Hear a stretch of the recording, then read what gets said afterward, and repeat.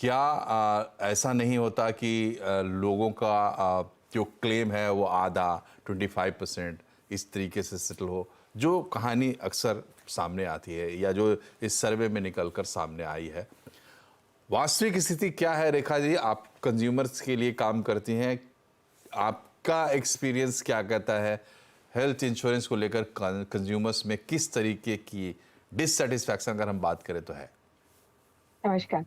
देखिए जी, सबसे पहले मैं यहाँ पर कहूँगी कि जो कंज़्यूमर प्रोटेक्शन एक्ट 1986 में जो पहले बना था और उसके बाद में 2019 के अंदर भी जो संशोधन हुआ है, दोनों एक्ट के तहत जहाँ पर भी कोई भी वस्तु या सेवाओं के अंदर कोई भी तरह की निम्नता पाई जाती है, तो जो कंज़्यूमर है उसको अधिकार है अपनी ग्रीवियंस को पुट अप करने के लिए। तो दोनों ही कानून के तहत ख़ास करके जो 2019 का कानून है उसमें इतना पुख्ता कर दिया गया है कि जहाँ पर कंज़्यूमर के राइट्स को सबसे ऊपर माना जाता है। परंतु प्रॉब्लम ये आती है कि जिस कहते हैं ना, कर्मी और कथनी के तो बहुत ज़्यादा फ़र्क हो जाता है।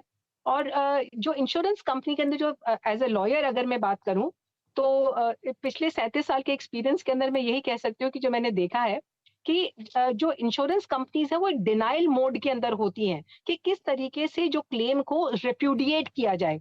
जैसे कि बाकी 2 स्पीकर्स ने भी कहा कि जो प्री एक्जिस्टिंग डिज़ीज़ है, एक तो सबसे बड़ी प्रॉब्लम आती है पीईडी के बारे में। हर इंश्योरेंस कंपनी जो है उसको इस बात को कह के टालना चाहता है कि जो पीईडी थी ये तो प्री एक्जिस्टिंग डिजीज थी।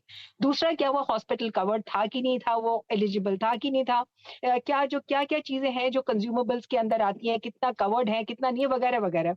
तो मैं तो यही कहूँगी कि जहाँ पर कंज्यूमर्स की बात है, उनको एक बहुत अपहिल टास्क फेस करना पड़ता है, बहुत ऊँची चढ़ाई होती है। वो पहले ही दुखी होता है, खास करके जहाँ पर स्वास्थ्य की बात करें, हेल्थ इंश्योरेंस को जब आदमी इन्वोक ही तभी करता है जब वो मुसीबत के अंदर आता है। बाकी सेक्टर्स के अंदर उसको कोई प्रॉब्लम नहीं आती, भई अगर उसको कोई कार का एक्सीडेंट हो गया, उसको क्लेम नहीं मिला, तो उसका जीवन जो है वो रुक नहीं जाता है, या कोई होम इंश्योरेंस की बात करें तो वो रुक नहीं जाता है।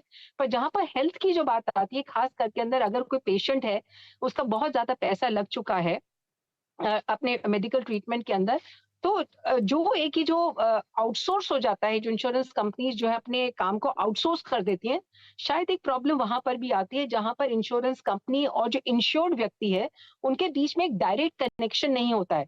तो जो एक मीडिएटर होता है, वो दोनों साइड्स को खुश करने के लिए उसको तो अपने सिर्फ़ कस्टमर को बनाना है। उसके अंदर वो खास करके जो उसके अंदर जो सफ़र जो करता है, वो जो इंडिविजुअल करता है, उसको साफ तरीके से, पुख्ता तरीके से, ट्रांसपेरेंट तरीके से मालूम ही नहीं होता कि जो मैं प्रीमियम भरने के लिए जो तैयार हो गया, वो वाक़ई अंदर के वो सफिशिएंट है कि नहीं, वो किन-किन चीज़ों को कवर करता है। और इंश्योरेंस कंपनीज़ जो है, डिस्पाइट द फैक्ट कि आईआरडीए भी बना हुआ है, इंश्योरेंस कंपनीज़ डिनायल मोड के अंदर रहती हैं। और जो कंज्यूमर कोर्ट के अंदर जो खास करके जो मामले आते हैं, वो इसी बात के ही आते हैं कि देखिए साहब, हमने जो पॉलिसी ली थी, वो पॉलिसी हमारी वैलिड थी, हमने प्रीमियम पूरा भर रखा था, हमारे कोई प्री एक्जिस्टिंग डिज़ीज़ नहीं थी, पर फिर भी बेवजह जो है हुँ, हुँ। हमारे क्लेम को रिपुडिएट कर दिया गया। जी, तो जी। कंज्यूमर्स को एक टेकन फॉर ग्रांटेड, जिसको कहते हैं कि एक हुँ, बार तो हुँ। जैसे कहते हैं ना, मुर्गा फँस गया है, अब ये जाएगा कहाँ पर? हुँ, हुँ। कंज्यूमर्स को और जो खास करके जो पेशेंट्स है, उसके जो परिवार को है, काफ़ी दिक्कतें फेस करनी पड़ती हैं। हुँ, हुँ। पर ये एक पॉजिटिव बात यही मैं कह सकती हूँ कि जो हमारे कानून हैं, 1986 का कानून भी मैंने जी, जी। आपको ज़िक्र किया, कानून अभी तो है, लेकिन कानून को इन्वोक करने की ज़रूरत क्यों पड़नी चाहिए? वो भी एक ऐसे देश में जहाँ इकोसिस्टम फ़िलहाल तैयार किया जा रहा है। लॉन्ग टर्म में इंश्योरेंस हमारे ज़िंदगी की हकीकत बनने वाला है। अभी हो सकता है कि भारत की 10, 20, 30% आबादी ही इंश्योरेंस से, हेल्थ इंश्योरेंस से कवर्ड हो, लेकिन हम एस्पायर करते हैं कि 100% लोग कवर होंगे। सरकार ने इसके लिए आयुष्मान भारत जैसी योजना दी कि गरीब लोगों को भी कवरेज मिल जाए। हेल्थ इंश्योरेंस बहुत इंपॉर्टेंट है, लेकिन उसका फायदा तब तक नहीं मिलेगा जब तक कि कंज्यूमर अवेयरनेस नहीं आए, रेगुलेटर वास्तव में रेगुलेटर ना बने। सिर्फ नाम का मिट्टी का माधो कोई काम नहीं करेगा कंज्यूमर सेक्टर में।